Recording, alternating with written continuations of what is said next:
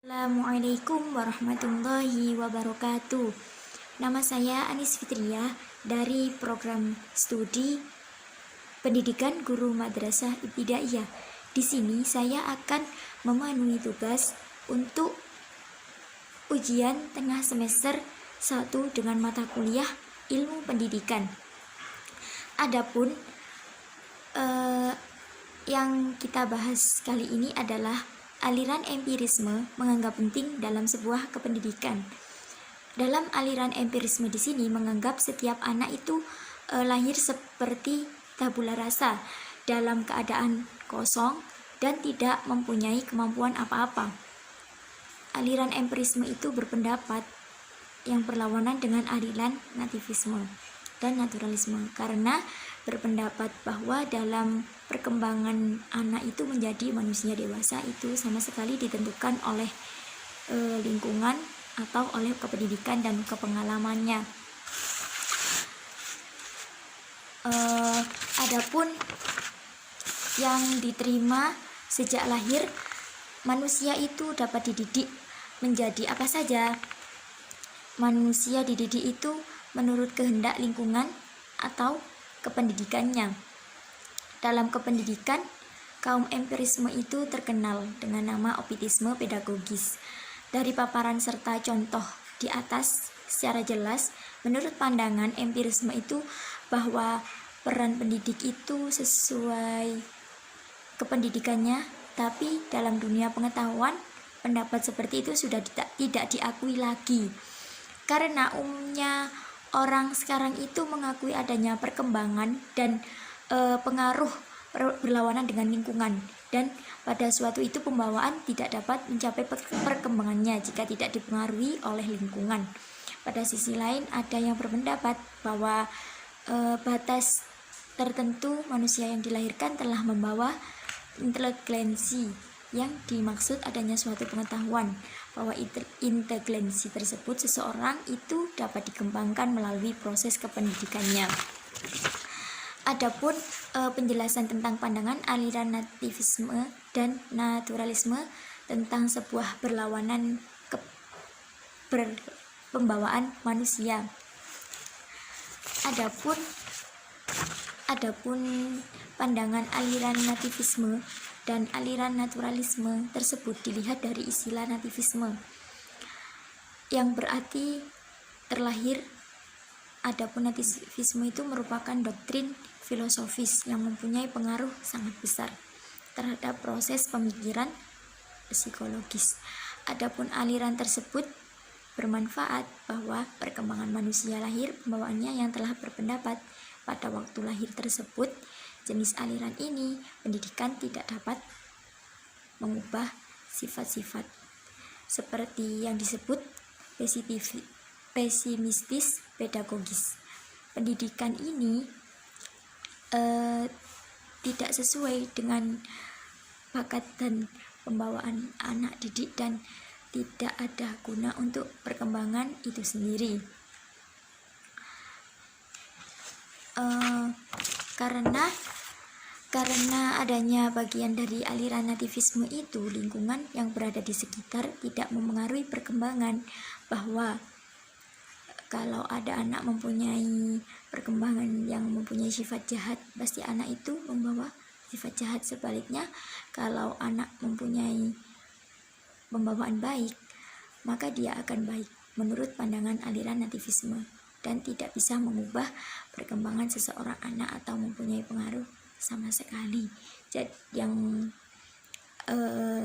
tentang adanya sebuah aliran naturalisme tersebut, karena naturalisme tersebut sebuah berpendapat bahwa semua anak yang baru dilahirkan mempunyai pembawaan yang baik. Adapun pengulasan tentang adanya penjelasan perbedaan pandangan aliran empirisme dan aliran konvergensi tentang peranan pembawaan terhadap perkembangan individu. Adapun seseorang tokoh pendidikan Jerman yang bernama William Strauss yang lahir pada tahun 1871 sampai 1939 berpendapat bahwa seorang anak itu dilahirkan di dunia sudah disertai pembawaan baik maupun pembawaan buruk. Sedangkan perkembangan anak itu selanjutnya akan mempengaruhi oleh lingkungannya, karena adanya sebuah faktor pembawaan lingkungan yang sama-sama berperan penting. Sedangkan adanya sebuah empirisme mementingkan stimulasi eksternal dalam perkembangan manusia dan menyatakan bahwa perkembangan anak itu tergantung pada lingkungan, sedangkan pembawaan yang tidak dipentingkan. Adapun pengalaman yang diperoleh anak dalam sebuah kehidupan tersebut, kehidupan sehari-hari ya, didapat di dunia itu dan sekitarnya berupa stimulan. Stimulasi ini berasal dari adanya alam yang bebas ataupun yang diciptakan oleh orang dewasa dalam bentuk program kependidikan. Adapun mengapa adanya manusia dapat dididik dan harus dididik dan memerlukan kependidikan, dan kapan kependidikan itu dimulai dan kapan pendidikan itu berakhir, dan adanya sebuah hadis yang menceritakan sebuah kependidikan itu sendiri.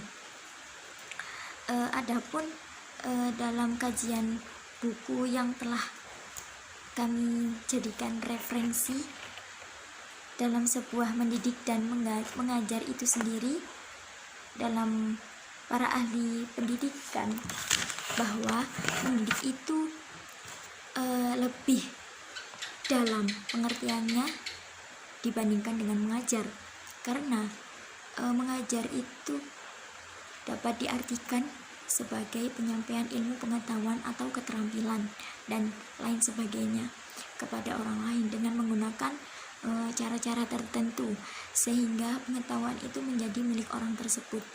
Dengan demikian, yang telah ditekankan dalam mengajar adalah sebuah penyampaian materi isi dari bahan yang diajarkan, dan sebaliknya dalam pendidik itu yang menjadi tekanan adalah tujuan kita mendidik, dan pendidikan itu berusaha untuk membawa anak-anak agar memiliki nilai yang luhur dan taat pada ajaran Islam. Adapun kesimpulan dari mendidik sendiri itu lebih dalam dan luas pengertiannya daripada mengajar.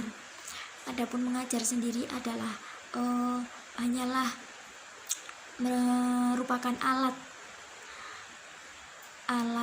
atau sarana dalam pemberian pelayanan kependidikan tersebut. Mendidik harus mempunyai cita-cita luhur, yaitu pemilikan yang berakhlakul karimah.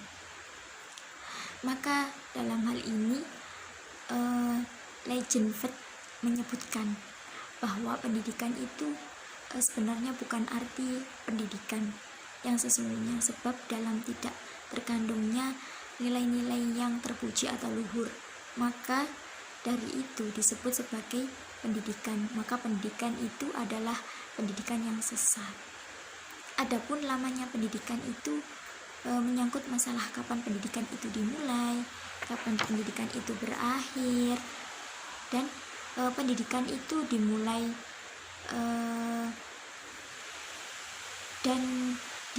pada ayunan sampai liang lahat, yaitu dimulai sejak kita lahir sampai meninggalnya orang tersebut. Hal ini sabda Nabi yang dikatakan dalam hadis utlubul ilma minal mahdi ilal lahdi. Artinya, tuntutlah ilmu itu mulai ayunan sampai liang lahat.